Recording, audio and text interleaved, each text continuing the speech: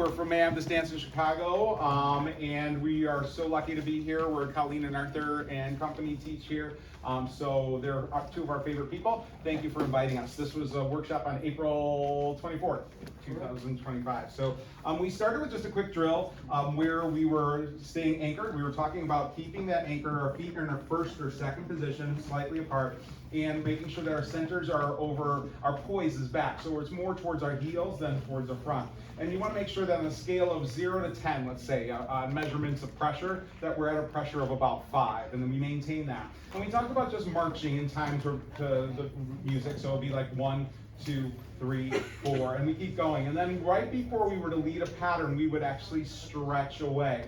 So we started by counting to 6, going 1, 2, 3, 4, 5, 6, and that stretch is one in and of itself, one of the holy grails of West Coast Swing. Notice we both stretched away from our post.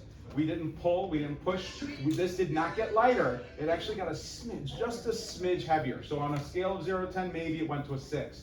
And that also gives the follower, hey, we're done playing. We're done extending the pattern. Here we go. We're ready to go into the next pattern. So we did like a 1, 2, 3, 4, 5, stretch, and then go. We also did it in 4 counts. So as we do 5 and 6, 1, 2, 3, stretch. We also do it in 2, 3, and 4, 5 and 6, 1, stretch. And you can even do it in 0, and 0 means what you normally do. Stretch and go. All right, and then we hopefully did a little test where the leaders decided without the followers knowing, and hopefully it worked out.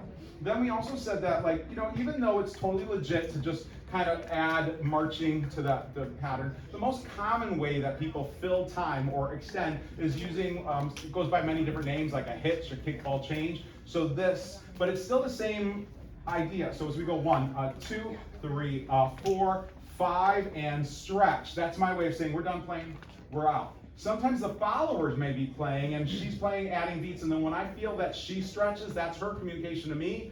Here you go, back to you, you're leading again.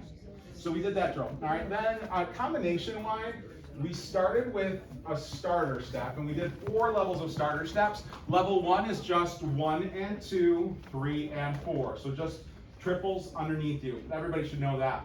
The second level of the starter step is tap, step, triple step. Of course, we talked about on all of the variations that as we take that 4, 3 and 4, we want to stretch. So that way we have that resistance. Now, this is actually this, yeah?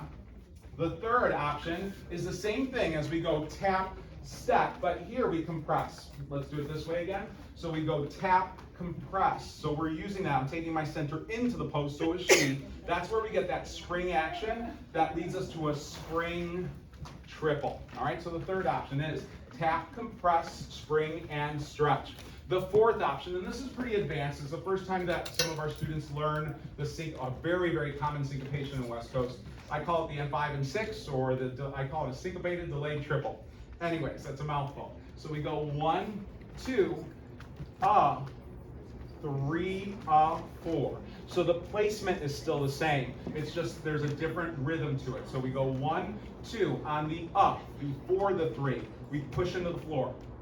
Then we fully transfer the weight, straightening the knees, not moving the head, so it ends up being accented in the booty. That's going to be on 3. So the 3 is the hit there. And then the 4 is normal, 4. Yeah, so we take our 1, 2, 3, 4. The next thing we did was a left side roll, and we did it from close to close. So this is 1, 2, 3, I'm picking up 4, 5, and 6. From there, we do a reverse whip. So from closed, 1, prep the 2. Notice how I'm shaping her. I'm also swaying a little bit. I got on the rail, giving her space. 3 and 4. Then we did a regular 5, 6, 7, 8, but let's go right into the spin out. So what we did is we gave her compression, spinning her out, and then we chase her down with a little cha-cha to pick her up. That whole thing, let's do the whole thing. So we go 1, 2, 3, 4, left side roll to closed. We're doing a whip, inside whip, with a spin out, and chase her down. All right, extra credit because we promised it to you. What we're hoping to do is add a little rock and goes. Have you guys learned rock and goes? Have they learned rock and goes yet? No. All right, put it on video and make sure you keep taking with Colleen because she's masterful at teaching these.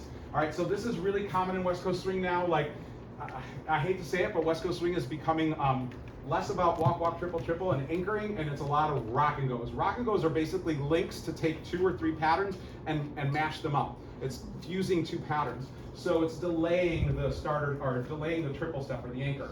So the starter step is the same, but then what we do is on the left side roll, 1, 2, 3, and 4, 5, and 6. So notice instead of letting our anchor 5 and 6, I actually did what we call a rock and go, which means we can't freeze there. Pattern's not done. So now the rock and go replaces the 1, 2. So that's like a 2 of a whip. So it's like going 3 and 4, and then here I'm going to give her another rock and go. So it's a rollout, but watch what I do. I take my 5, oops, sorry, my bad. So from 4, I take my 5 and 6. So at this point, she's still not done. Roll her in, 7 and 8, 9 and 10. All the way through. 1, 2, 3, 4, left side roll with a rock and go with a cutoff whip, catching her hip, picking her up, triple step. That was what we intended, but Colleen will show that to you next week or next month or next year or something. Thank you guys very much. You've been a great group.